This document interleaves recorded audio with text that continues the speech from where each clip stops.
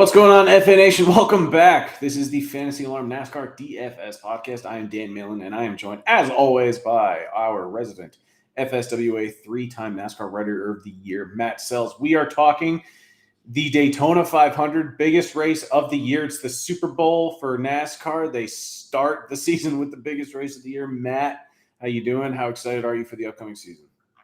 I'm doing well. We got cars on track tonight. We are recording this after the duels, the drama-filled, action-packed duels that cost car owners a whole lot of money. Kyle So Busch I'm always good. called this the most expensive weekend of the year. Yes, he's shown up in that shirt multiple times. Yep. I think so. Maybe not as a he doesn't own a truck team anymore, so Nope. maybe he's retired the shirt. But he did have to go to the care center tonight. So I'm good. We got cars on track. The new models from Ford and from Chevy and Toyota look spectacular. Amazing. Yeah. Ford, Uh, especially, in my opinion. yeah, and the front end on the Toyotas is going to be nice because they can push. The squared off Toyota front looks pretty nice. Um, so I'm good. We got paint schemes. We got spotters yelling at drivers already. We got big wrecks. Like NASCAR's full go, man. So I guess I'm kind of in a mood where it's like we saw the duels, we finally saw some racing. It's Speed Weeks at Daytona. We got the trucks Friday night, Xfinity Saturday, weather pending, and Daytona on Sunday. But where do we start? Do we talk about the duels? Do we talk about Logano and McDowell stealing the show during qualifying Wednesday? Where do you want to get started? Because I mean, there's a lot to consider heading into Sunday's race. But again, we could do all the research in the world, we can break down every storyline, but at the end of the day, it's like we can't predict the chaos of Daytona. Yes, that's true. So if you are new to NASCAR, welcome. If you've decided to check it out after watching the Netflix Full Speed series, good to have you. I know my cousin-in-law was messaging me every 4 minutes while he was watching the whole thing in a day. Like, oh, this looks awesome. Yeah, man. That's why I've paid attention to the sport for a while now. Um, so welcome. This is the most chaotic race of the year. So just be forewarned, not all of them are like this, just the first couple, because NASCAR likes to start with fun. Um, We say it every year. This yeah, this is a horrible way to turn new NASCAR DFS players off. it is. It is It's a because this is horrendous way. not the way that any other race conducts itself, basically. So by the time you get to like Vegas, which is a fairly standard mile-and-a-half track, that's You going can to represent most of what the NASCAR season. you can look at practice notes and Yeah, qualifying, all the data. You can kind of get a grip exactly. on who's good on intermediates, who's good on road courses, who's good on short flats. Yep. Um, This one, it's whoever doesn't. no one's immune to wrecking. Yes, exactly. As we saw, since Christopher Bell started every wreck in the last like 7 Daytona races and then wound up winning one of the duels tonight. Yeah. And, you've got, Denny Hamlin trying to block people when he doesn't usually make those kind of moves. And, you know, it was nuts. So, where are we going to start? Let's start with qualifying. So, on a normal race weekend, qualifying sets the field. Where you qualify is where you're going to start, unless you have something wrong with your car or you fail tech inspection or whatnot.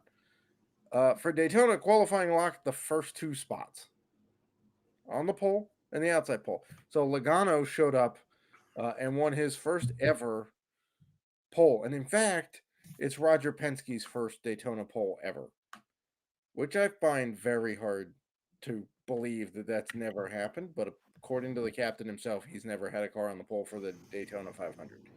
So congrats to Mr. Joey Logano there. And then Michael McDowell showed up and ruined everybody's fun who bet him at 35-1 earlier in the week by qualifying second.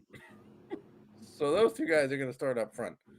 Normally, that'd be awesome. Not for the Daytona 500, though. The pole sitter and the guy starting second are very hard to play in DFS for the Daytona 500.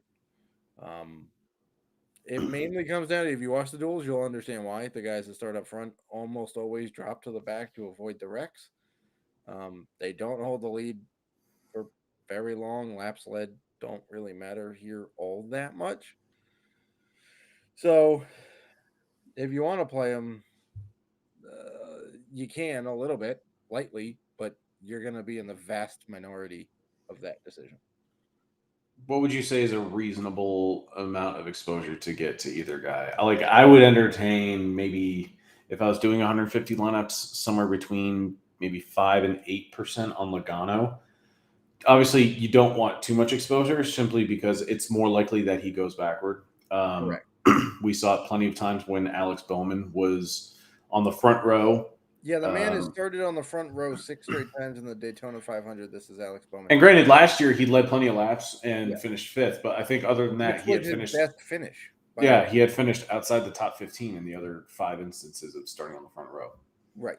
I'm there with you with Logano about 5 to 8%. I might be about there for McDowell. The only other reason for McDowell is he's won the race before. You've heard me talk about it.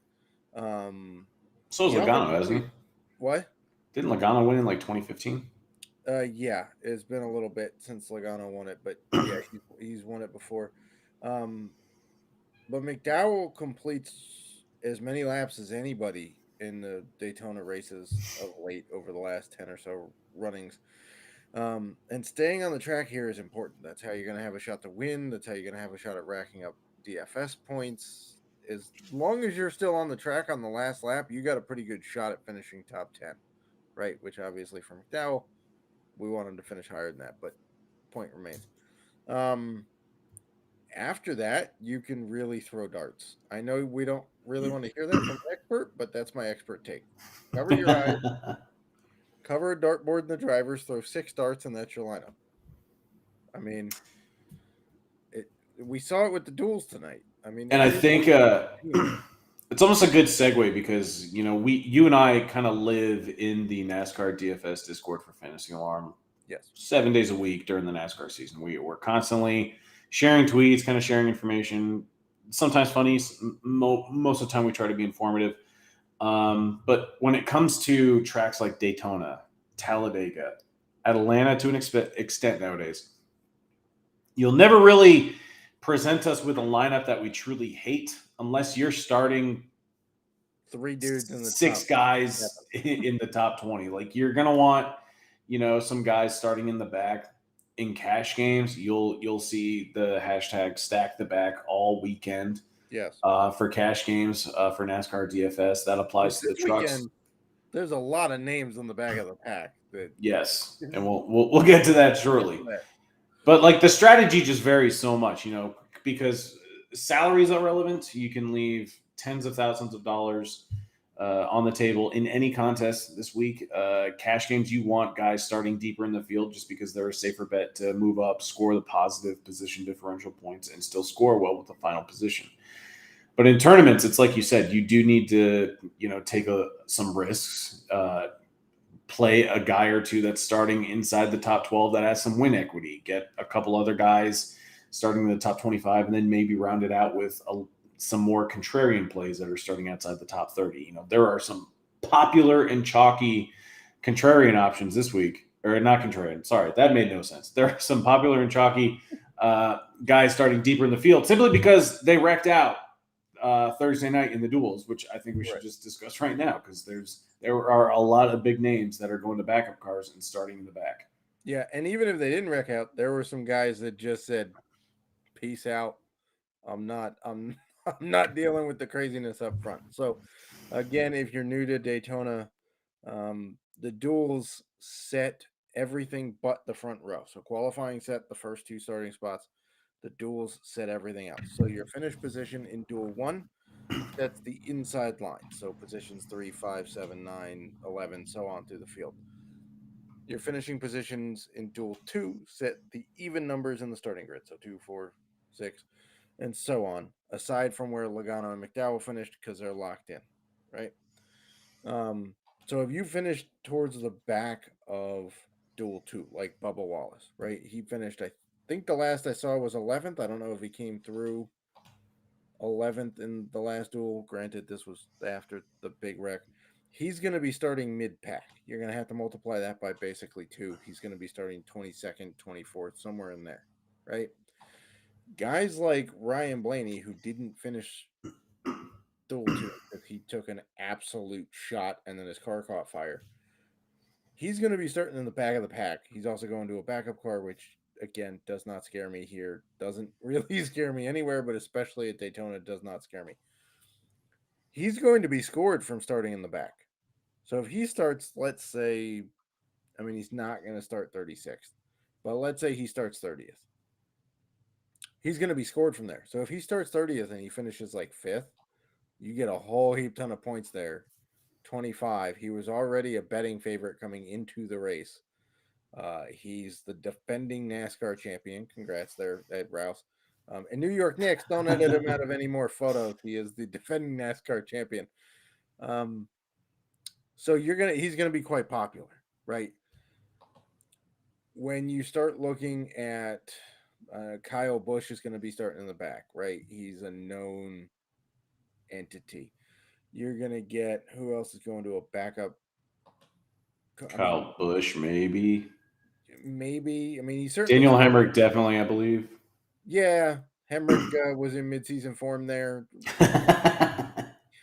Hit the wall in Duel 1. So there were some wrecks in Duel 1. Austin Dillon, I think, had some issues in Duel 1. So there's going to be Jimmy Johnson made the race. He's obviously a very well-known guy, Hall of Famer. Got the Creed car, man. He does. He has our car.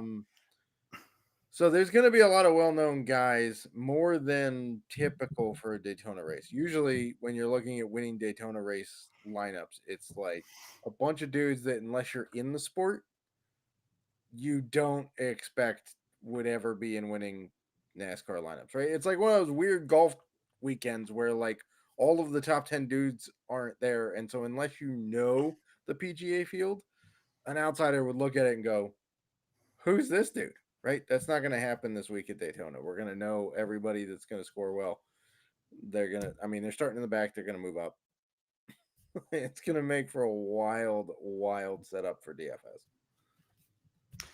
All right. So I'm trying to piece together the starting lineup. It hasn't officially been published to NASCAR's website. I have Bob Pockrass's tweets for the results of each duel. And I'm just trying to pick apart some interesting plays. Are you totally cool just kind of diving into the driver pool and just previewing a few drivers and maybe some strategies? Because, we will see teams and manufacturers pit together. We were talking about before the podcast how in previous years, the Toyotas have only had 6 cars in this race for the most part. And when they come off pit road together and it's just those 6 cars, it's a very slow draft that they're generating. And so they tend to get passed by the Fords and the Chevys. But like this year, we've got 9 cars for Toyota. They swept both the duels. The strategy in the first duel when they tried to pit was a little sloppy. A little sloppy. Martin Truex Jr. didn't even get the memo.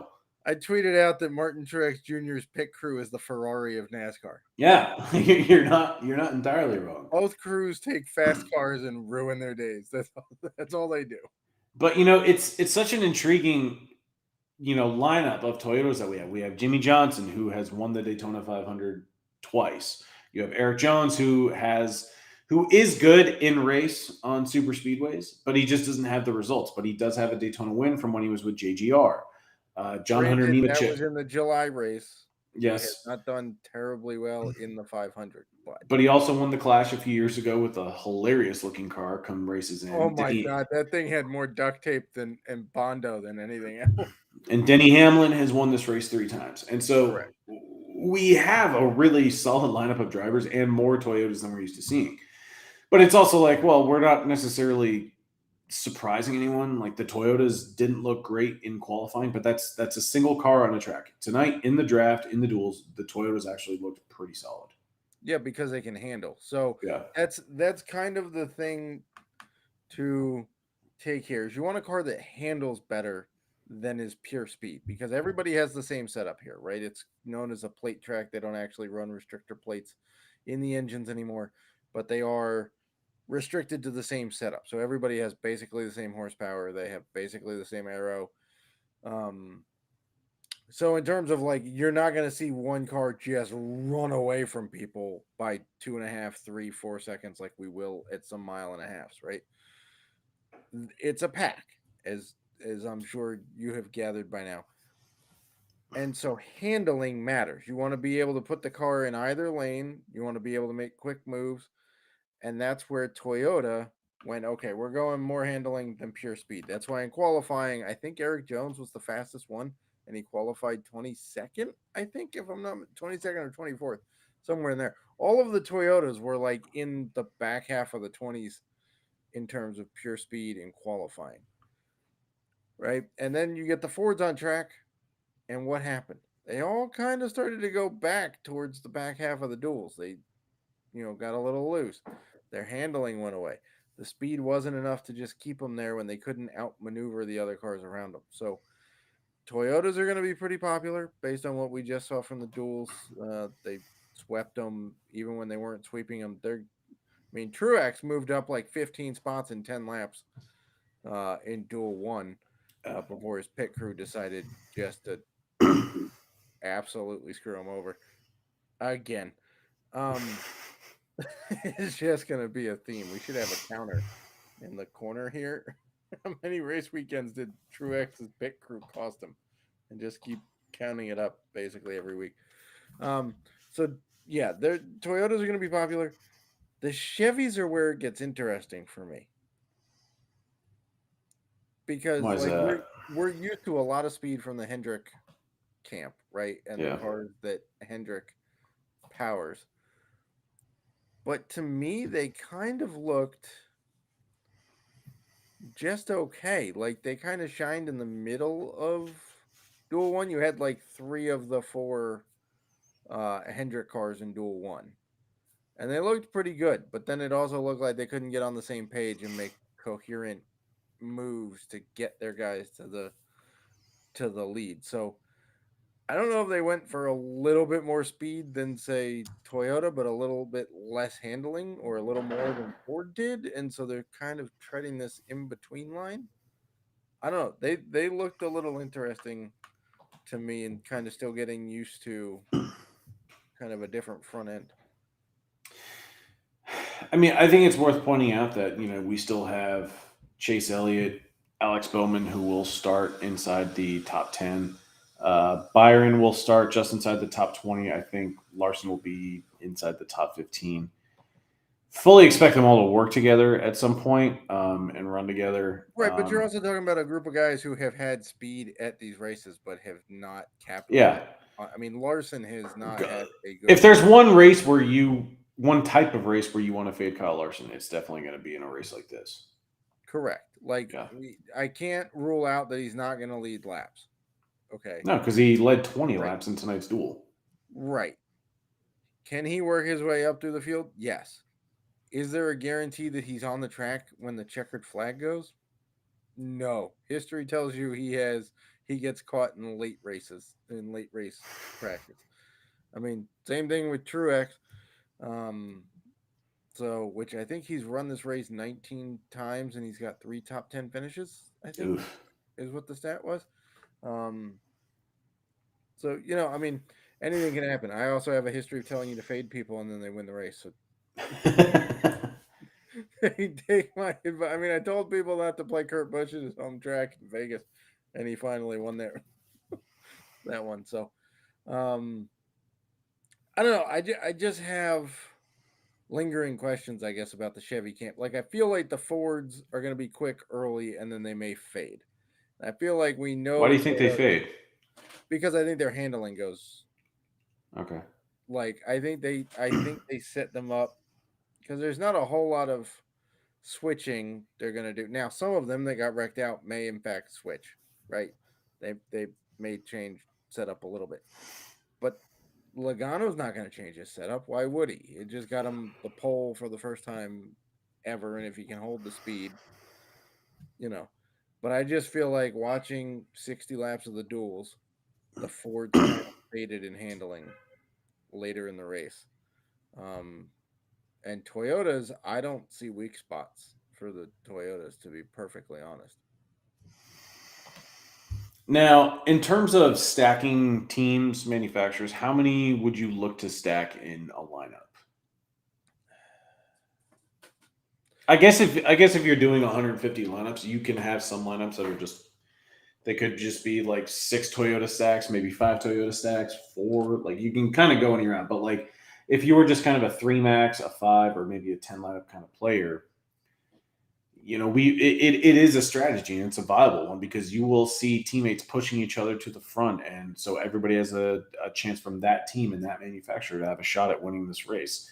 The Fords previously have been very good aerodynamically to push each other. Now they did sacrifice some of that advantage when they made some tweaks to the design of the body so they could contend more at intermediates. But at the same time, these are still Fords. We expect Penske to run well here. Front row is rumored to be on the up and up and could emerge as one of the better teams. SHR, who knows what is going on with them? They seem to be going backwards. Although Gregson had himself a pretty decent dirt race, so you know, I would agree. But yes, generally speaking, I do want to stack manufacturers here. They tend to also pit together, Mhm. which means if they get the strategy right, they can drive themselves to the front and gain spots on pit road without actually having to pass people in the pack. The downside is that when they pit together and something goes wrong, then it takes a while to get back your spots, and you could be grouped up in the wrong part of the pack when something goes wrong. Um, it is interesting that there are 9 Toyotas now rather than just 6, because it does give you some more leeway to get an extra Toyota in a build. I still wouldn't go all Toyota. I wouldn't go all Everett. Like, even if I loved the Ford camp, I wouldn't go all Ford. No, right. I agree. But it does, like, I feel like in previous years we told you maybe two, like, you could do 2 Toyotas, maybe 3. Now I feel like you could go 3, maybe 4, and then sneak in some others. Um, but yeah, I mean, in general, these are one of, you don't often hear about stacking in NASCAR, but these are some of the races that allows for that strategy. So, let me see if DK has the actual starting lineup posted on their contest. They do not. No, Shocker. How they about probably won't have it until tomorrow. Yeah, probably not. Um, so I guess how many are you playing this one light? I keep going back and forth. My strategy for the truck and Xfinity race is that I'm just going to do one cash game lineup and play it in some tournaments. I think the most important thing that we preach every year for people that are new to NASCAR DFS is that you play Daytona and Talladega very light. Correct. Um, all the research in the world can still amount to a very, very bad day. In previous years, I would try to invest in getting tickets for the NASCAR Millie Maker. I've done none of that this year. It's kind of it's just a massive lottery ticket that you're trying to hit, and the payout structure sucks for Yeah, DraftKings Millie Maker. It's horrendous. I think if you finish 6, you get like 10 grand, which sure is 10 grand. But if you finish first, it's It's a $1 million. To million. have like what a Um, 100x fall off in 6 spots is yeah, like, and so I think for trucks and Xfinity, I'm just gonna do one cash lineup, play it light, have a little fun, just kind of enjoy the weekend. For Daytona, I'm debating if I want to take that same strategy or if I just want to take $75 and throw 150 lineups into the mini max. Like because I feel like when you're playing an amount of money that you're comfortable losing, which is a strategy that I'd love to recommend. Like if you're getting angry when you're losing at DFS, you're probably playing too much, and you need to rethink your strategy. But like for me, if I was to lose $75 on the Daytona 500 in the mini max, I'm okay with that. And so for me, I am kind of entertaining the idea of just doing 150 lineups. I love these kinds of races because it's a good race to get leverage and be different. There's a lot of chalk in the back, and if you can nail the being overexposed to the right guys or underexposed to the guys that wreck, you're in very good shape. And so I'm kind of leaning towards doing 150 lineups for the 50-cent mini max. It's kind of where I'm leaning, but we'll see what happens come Sunday because it depends on if I would really want to wait around for a potential Monday race too. Yeah, that's the other thing we haven't touched on yet. Surprisingly, 25 minutes into the pod here is the forecast for Daytona. It's Florida. It rains a decent amount most of the time of the year. Friday looks fine. There's according to weather.com, as of about 10 minutes ago, there's an 8% chance of rain on Friday. There's an 81% chance of rain on Saturday. There is a 99% chance of rain on Sunday and a 33% chance of rain on Monday. So I would almost, I don't want to say bet because I don't think you can bet on this, but I would bet that we're in store for a Monday race, unfortunately. Now, worst case scenario is it rains in the morning on Sunday. It stops long enough for them to dry it out. They start the race, so therefore you have to have your lineup set on time. And then about 20-25 minutes into the race, there's another longer lasting cell that washes it out. Now, to be clear, there is no time limit, there is no time restriction on when Daytona can start a race. Okay? They run the 24-hour of Daytona there 2 weeks ago. It's got lights. It's got lights. Bob Parker, don't ask Bob Parker. It has lights. Dan and I can confirm it has lights. So they could start it at 1 o'clock in the morning. They've done it before, to be honest. They have started the Daytona 500 at 10 p.m. and raced it and finished it at 1:30 in the morning because they want to get it in. Would that kill their TV views? Yep. Sure, but so does a noon Monday race. So to them, it doesn't really matter. So just be careful of what the forecast looks like because if NASCAR doesn't postpone before lock time, you're going to have to get your lineups in. So if you are debating playing 150 lineups like Dan or playing, I don't know, 5 to 10 like me, keep in mind you may have time commitment problems. Like if they postpone it to Monday and you haven't set your lineups and now you're trying to do it during a 9 a.m. meeting, gonna be gonna be a problem, right? So that's another thing to pay attention to. Um, but either way, we will have content out. Malin will have the truck write up and an Xfinity write up out in time, in plenty of time for the races. I'm gonna try for this weekend because normally what I do for those playbooks is that I will have them up before we know the starting order, and then I'll just add updates. I think I'm just going to wait to see what the starting order is, and then I will just go live with the playbook. Still give you about probably 2 to 3 hours to kind of digest it. We don't get practice. Well, I mean, we had truck practice and we'll get Xfinity practice, but it really just doesn't matter. Yeah. It's like Drew Carey and whose line is it anyway? There's points, but they really don't matter. Yeah. Was there anything else you wanted to touch on before we sign off? Yeah, so I'll have a betting piece up on Friday. So by the time you're listening to this, the betting piece should be out for Cup Nice. winners and props. We'll have It's a great weekend to bet long shots, man. It is. I love this weekend. McDowell at 66-1 before. We almost hit Justin Haley at an ungodly number too. A few times that guy does nothing but win these things in a variety of different ways. What else? We'll have the playbooks are changing a little bit this year. You got a flavor of it with the Clash. If you looked at the Clash playbook, we are following the footprint that's been set out by some other sports for FA, which is we will write up a few guys in each salary tier. And then below that, we will give you basically a grid of guys that are all of the guys we would normally write up if we were writing up the full playbook. Yeah. We're really only going to write up our favorite 3 to 4 guys per salary tier. right? So the whole top section will still be there. Strategy, intro, thoughts on how the slate breaks down, um, practice reports when they're required. They won't be there this week. Don't even look for them.